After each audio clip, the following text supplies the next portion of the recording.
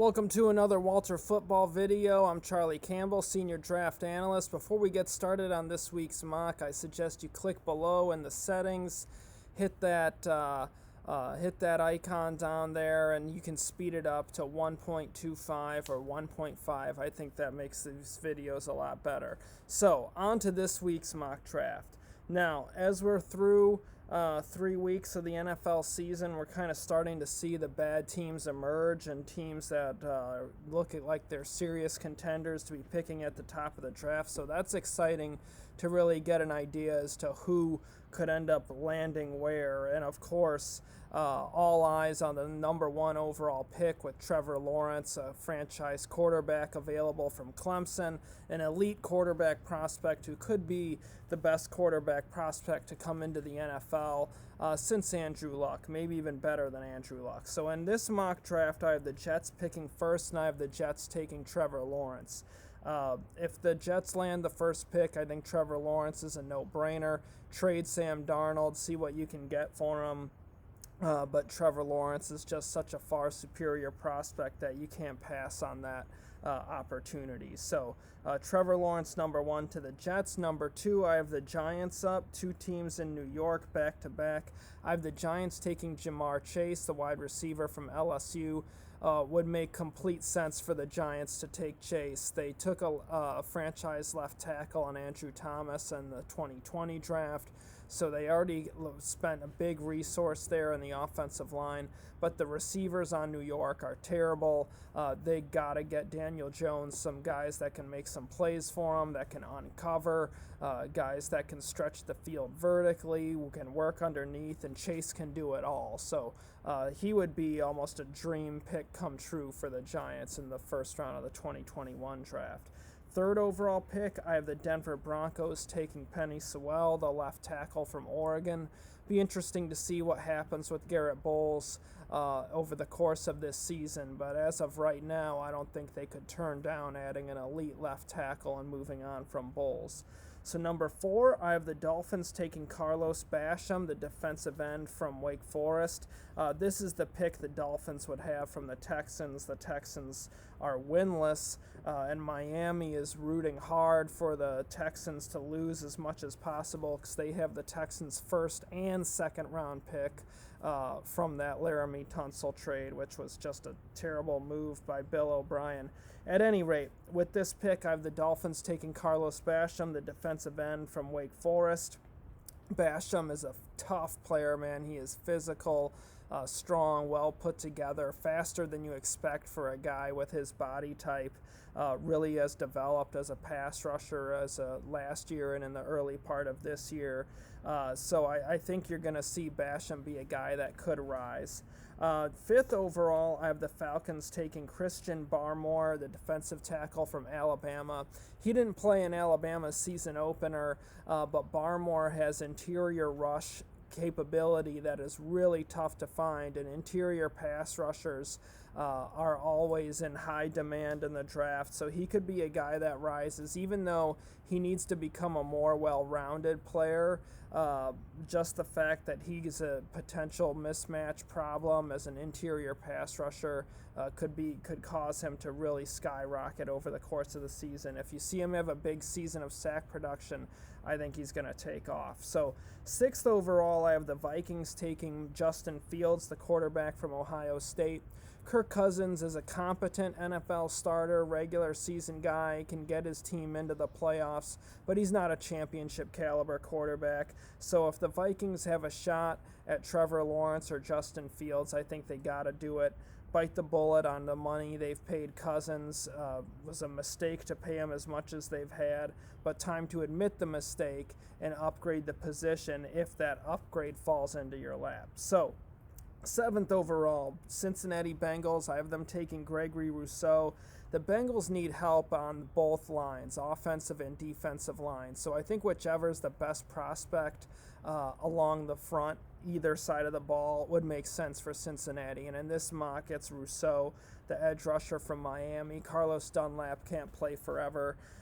He's aging, and Rousseau would give them a young pass rusher for the Bengals to build their defense around.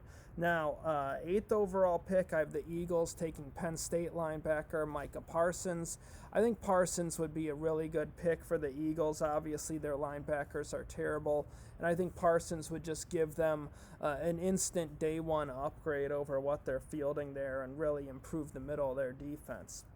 9th overall pick, I have the Carolina Panthers taking Sam Cosmi, the left tackle from Texas. Russell Okung is going to be a free agent after this year. They needed a left tackle when they traded Trey Turner for him, but they also wanted out of Trey Turner's contract, which was absurd. So it was that was another part of the bonus of that trade. But they do need a long-term left tackle, so Cosmi could be a guy that they have an eye on. Same thing with the 10th overall pick. I have the Chargers taking Alex Leatherwood, the left tackle from Alabama.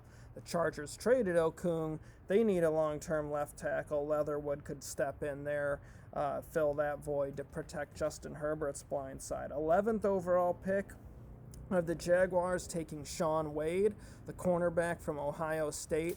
I think Wade coming back to Ohio State and the Big Ten resuming football this fall could really help him to skyrocket. He was an excellent slot corner for Ohio State. Still showed some issues in technique that he needed to work on. So I think playing another year of college football could really help him. And also, he played some safety there, and with Damon Arnett, and Jeff Okudah moving on to the NFL, you could see Shaun Wade slide to the outside, and if he does that and performs well there, then he's shown NFL teams he can be an outside corner, inside corner, and safety. Real versatile defensive back that can help defensive coordinators neutralize mismatches and really be a chess piece to move around. So he's an interesting player to watch once the Big Ten gets started here. 12th overall, I have the Redskins taking T.J. Vasher. Obviously, they need more receiver help to go with Terry McLaurin for Dwayne Haskins. Vasher, this is going to probably be the last time you're going to see me putting him up this high, because after writing this up, I got some information from team sources that does not sound very good for him. So if you're out there and you're listening, T.J. Vasher, enjoy seeing it while you can, because it's going to be going away soon. But anyway, at any rate, the Redskins badly need receiver help, need offensive line help. I think they got to do more on that side of the ball to help Haskins.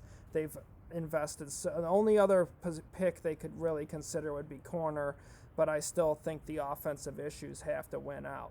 13th overall, I have the Dolphins taking Andre Sisco, the safety from Syracuse. Miami needs that difference maker at safety. That's a kind of a issue that we've seen over the course of this season. Rashad Jones aged out, so they could use that young safety to kind of lead the back end of the middle of the field.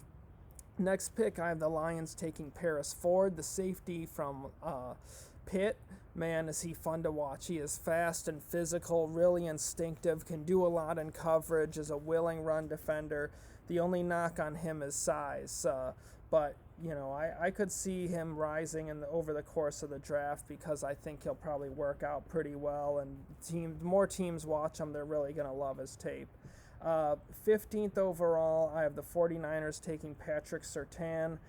They could use cornerback help. Surtain could be that long-term number one corner to replace Richard Sherman. 16th overall pick, I have the Raiders taking Dylan Moses. They signed Corey Littleton and Nick Kwiatkowski this offseason, but the linebacker issues have continued to plague the Raiders this year. I think they need a real difference maker in the middle of the defense, so Dylan Moses could come in and be a nice fit for Las Vegas. 17th overall, I have Cleveland taking Javon Holland, the safety from Oregon.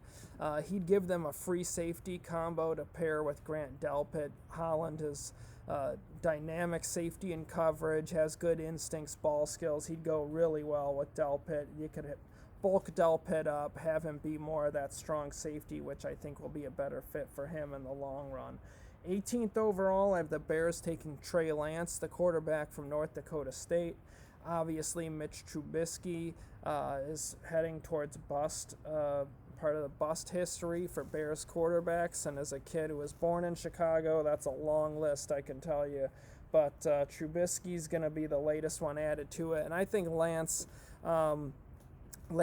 definitely, I think, will go in the top 20, assuming he works out well leading up to the draft, even without much of a season, just because there's so many quarterback-needy teams that are going to be picking in the top 20. I think quarterbacks can rise, and we could see that with him. I think could also see that with Kyle Trask from Florida. We'll see how he does in the weeks to come, but he had a great start in week 1. So now 19th overall pick, I have the Colts taking Caleb Farley, the cornerback from Virginia Tech, sitting out this season, but he's big, fast, has a lot of upside, and the Colts could use some corner upgrades.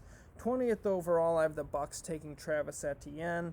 Clemson running back Fournette's going to be a free agent after this season. Ronald Jones is more of a backup rotational player, and Etienne would be a great outlet receiver for Tom Brady. So I have the Bucs going with him. 21st overall, I have the Cardinals taking Kyle Pitts, the tight end from Florida. I know that they're probably bigger needs than tight end for Arizona, but Pitts is just too good to pass up. And when you consider that Larry Fitzgerald is going to end up retiring here before long, you don't want teams to take away DeAndre Hopkins and roll all this extra coverage over the top of him, safety coverage. So a way to really burn them from doing that is to have a playmaking tight end down the middle of the field, and Pitts is certainly that. He's just tremendous mismatch problems. So I could think he'd be a great fit there in Arizona. 22nd overall, I have the Packers taking Devontae Smith, the wide receiver from Alabama. Really smooth, polished receiver, just a little thin, but he would be a fabulous complement to Devontae Adams. 23rd overall, I have the Jaguars taking Jalen Mayfield, the right tackle from Michigan. Cam Robinson's going to be a free agent after this season. Mayfield has the skill set. He could probably move to the left side.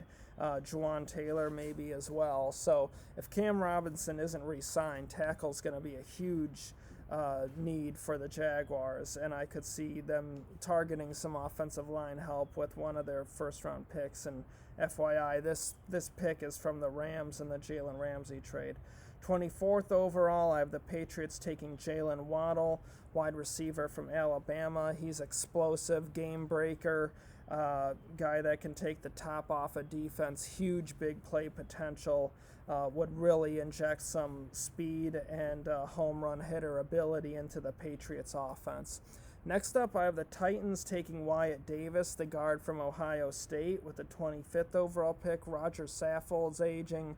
Ben Jones isn't very good. I think the Titans could use some more talent on the inside of their offensive line. Dallas, I have them taking a center as well at 20. Well, Wyatt Davis is a guard, but Dallas at 26, I have them taking Trey Hill, center from Georgia. Travis Frederick retired, and I could see that the Cowboys wanting to maintain that offensive line dominance that they've enjoyed for some years here with a really talented offensive line, and Trey Hill would give them that big-bodied center. He can also play guard as well, so would be a nice fit for them up front. 27th overall, I have the Steelers taking Paulson Adebo, the cornerback from Stanford. Joe Hayden isn't getting any younger. They're going to have to start looking towards the future there. 28th overall, the Buffalo Bills. I have them taking Walker Little, the left tackle from Stanford.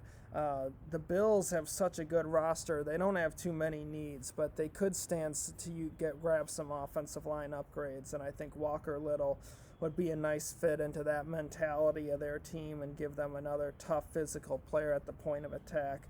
29th overall, the Jets are picking with the pick they got from the Seahawks in the Jamal Adams trade. I have them taking Joe Tryon, the edge rusher from Washington. Jets got to get more pass rush off the edge. Tryon would be a nice addition.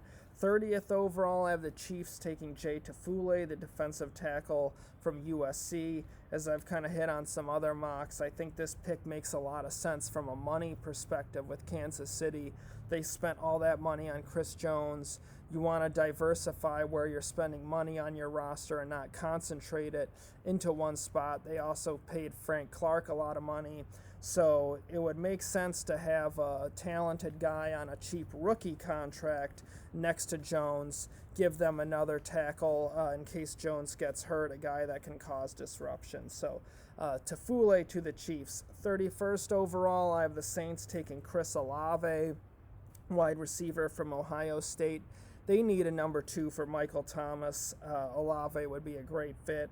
And 32nd overall, I have the Ravens taking Marvin Wilson, the defensive tackle from Florida State. Calais Campbell isn't getting any younger, and the Ravens could, consider a young understudy up front on the defensive line. Can never have enough talent on the defensive line, and Wilson is a good run stuffer, tough guy at the point of attack, so he'd really fit that Baltimore defense well. So this is my mock for here we are at the beginning of October, October 2nd and 3rd. Check the links below. We got links to our mocks and position rankings, everything you want. Please go on to Twitter and follow us if you're on Twitter at Draft Campbell, at Walter Football. And if you could like and subscribe to the channel, we'd really appreciate it. I'll be back with you guys soon.